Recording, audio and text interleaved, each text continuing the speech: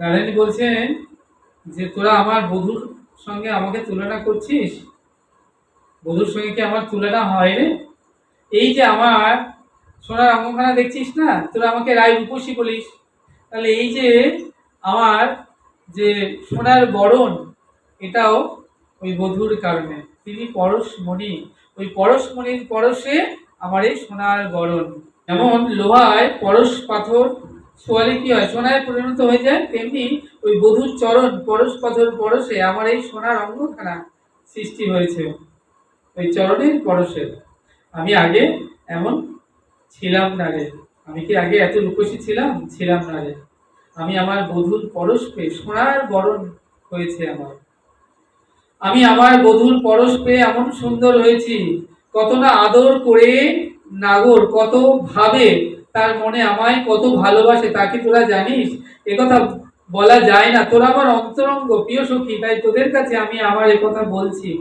আমায় পালঙ্কে ঘুমাতে দেয় না, বলে রাই পালঙ্ক বড় কঠিন, বলে সারা নিশি কত না যতনে ভালোবাসায় আপন বক্ষে রাখে, বক্ষ ছাড়া করে না তো।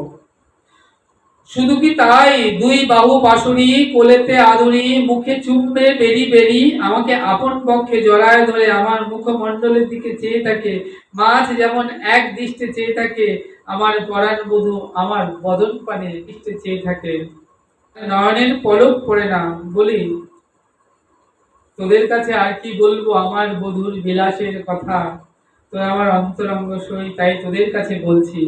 শ্যাম আমার বদন দর্শন করে আমায় কি করে জানিস? আমার ওই চরণে নুপুর পড়ায় বধূ লিখায় দেয় আপন নাম, বলে কৃষ্ণ নাম লিখে দেয় গো। বলছি তোরা আমার অন্তরঙ্গা সই, তোদের কাছে হ্যাঁ এ কথা বলছি, এ কথা তো কারোর কাছে বলা যায় না। শ্যাম আমার চরণের ধারে যাবট আলতা দিয়ে কৃষ্ণ নাম লিখে দেয় গো। বলে আমি রায় কেনা দাস, আমি আজ থেকে ওই রাই চরণের কেনা দাস। বলে আমি তো আমি, যারা আমার ভজনা করবে, আমার আরাধনা করবে, যারা আমার চরণের দাস, আজ থেকে তারা সকলে রাই চরণের দাস। কেনা দাস কেনা দাস, আমি কেনা দাস হয়ে ওই রাই চরণের পাশে থাকবো। তাই নাম আলতা দিয়ে বধূ আমার চরণের পাশে লিখে দেয় কেনা দাস কেনা দাস। তাই নাম লিখে বধূ বলে রাই, এ দেহ মন ধন জন যৌবন, এ দেহের সর্বস্ব তুমি দিয়ে আমাকে যে ভালোবেসেছ, আমি দেবতারও পরম আয় যদি পাই, তবু তোমার এই ভালোবাসার ঋণ কবু শোধিবারে নয়। তাই আমি আজ থেকে তোমার ওই চরণের পাশে থাকবো কেনা দাস হয়ে। তাই আলতা দিয়ে নাম লিখে দে, আমি রাই চরণের কেনা দাস। শুধু আমি নয়, যারা আমার দাস, আমি কেনা দাস, তারা সকলে রাধা চরণের দাস। তাই বললেন কেনা দাস সকলে ওই রায় চরণের দাস। তাহলে মহাজন বললেন জীবের স্বরূপ নিত্য কৃষ্ণ দাস, আমরা বাবা সবাই কিন্তু কেনা দাস, ওই রাধা চরণের দাস। তাই রাধারানী বলছে ওরে সই তোরা কি বলছিস, আমার গুরুর সঙ্গে কখনো আমার তুলনা হয় নাকি? তিনি একজন পরশমণি। মেঘমত কস্তুরী আর নীলোৎপল ঘষে ঘষে রায় অঙ্গখানা কি করলেন? কালো অঙ্গ করলেন, শ্যাম অঙ্গ করলেন। ওরে ললিতা বাসি কই? বাসি বাসি তো লাগবে। অমনি ললিতা গিয়ে কি করলেন, যমুনা থেকে পদ্মের নাল ভেঙে নিয়ে এলেন, এনে রাধা করে দিলেন, বললেন রায় এই নে তোর বাসি। হ্যাঁ, রাধারানী বলছেন বাসি তো বাঁশের হয়, তাহলে এই যে পদ্মের নাল, বলছেন রায় তোর যদি কৃপা হয়, হাতের পরশ পায়, তাহলে পদ্মের নালও বাঁচতে পারে তোর কৃপা হলে। অমনি রাধারানী পদ্মের নালকে বললে তুমি একবার বাজে তো দেখি। রাধারানী তো গোবিন্দ হয়েছেন, বনমালী সেজেছেন, আর ললিতা বলাই দাদা সেজেছেন, আর সব গোপীরা সখা সেজেছেন, যোগমায়া তিনি নবলক্ষ ধেনু দিয়েছেন এনে, রাধারানী পদ্মের নাল বাসিও পেয়েছেন। এইবার গোষ্ঠে চলেছে, গোষ্ঠে চলে গোষ্ঠমণি, উঠিল মঙ্গল ধ্বনি। আর রাধারানী গোচারণে এলেন, এসে যমুনার তীরে এসে দাঁড়ালেন। যমুনা আজ রাধারানীকে দেখে মূর্তিমন্ত হয়ে গেলেন, বললেন আজ আমার কি সৌভাগ্য, সকালে একবার গোবিন্দ এসেছিল আমার তীরে, আর একবার গোবিন্দ এলেন আমার কুলে, আমার প্রতি না জানি কত কৃপা, কত করুণা। যমুনা তো বুঝতে পারছেন না, ভাবছেন গোবিন্দ এসেছে। এইবার ললিতা বললেন যে রায় এবার বংশী ধ্বনি কর, বাজা। এইবার রাধারানী সেই পদ্মের নাল নিয়ে, নালকে বলছেন নাল বাজে তো দেখি। অমনি রাধারানীর হাতের পরশে পদ্মের নাল বাজিতে লাগিল।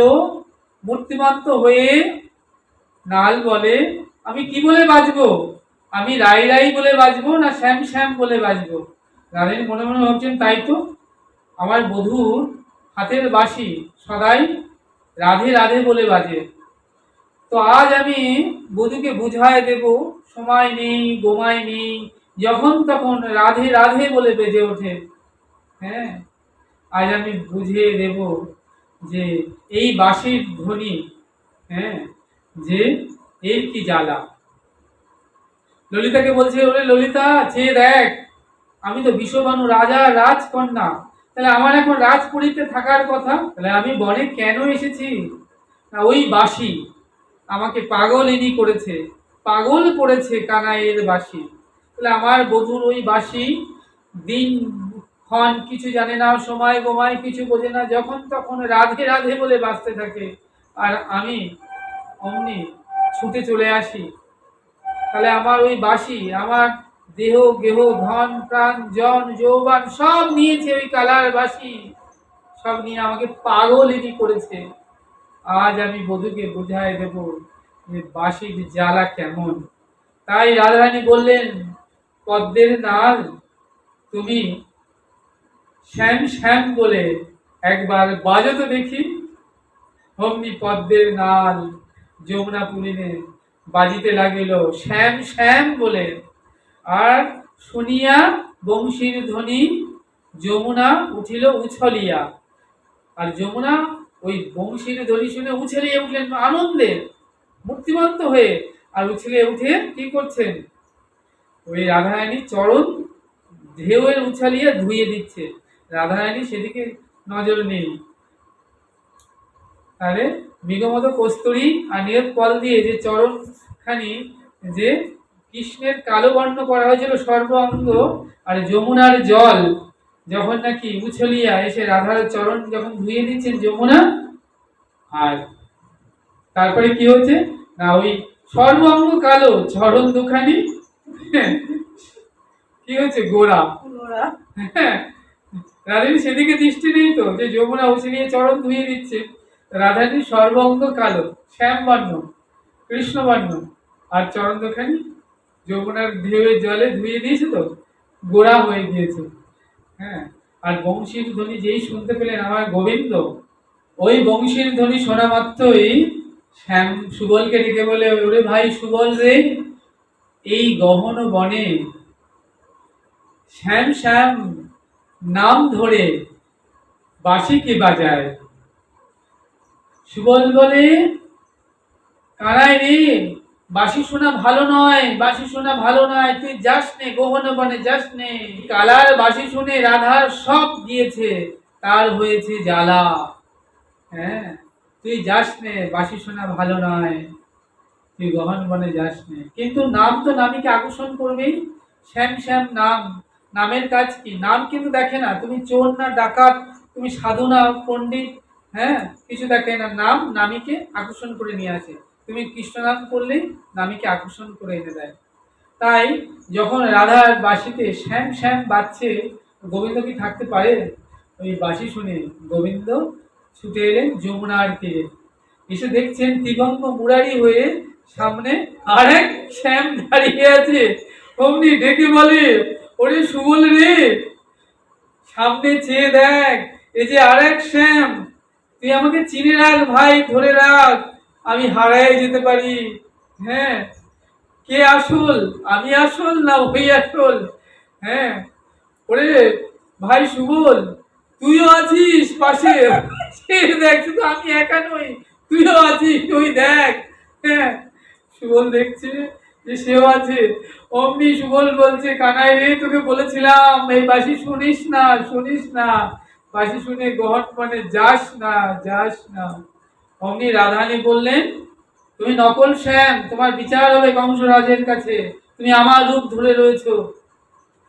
সুবল বলে, শোন, ভয় পাস নে, তোকে তো আগেই বলেছিলাম ভাই, ওই বাঁশি শুনে গহন মানে যাস নে, বাঁশি শোনা ভালো নয়, ভালো নয়।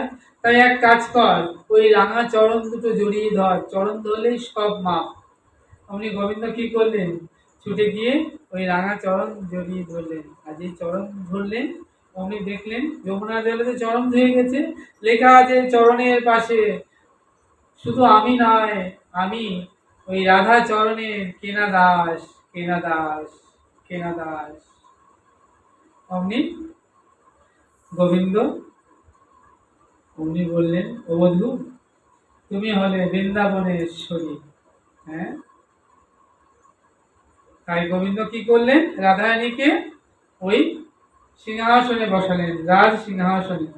তুমি বৃন্দাবনেশ্বরী বধূ, আমি তোমার চরণের কেনা দাস, ওই তোমার চরণের ধারে ধারে আমি থাকবো, কখনো চরণ ছাড়া করো না, আমি কোটাল হয়ে থাকবো তোমার পাশে পাশে।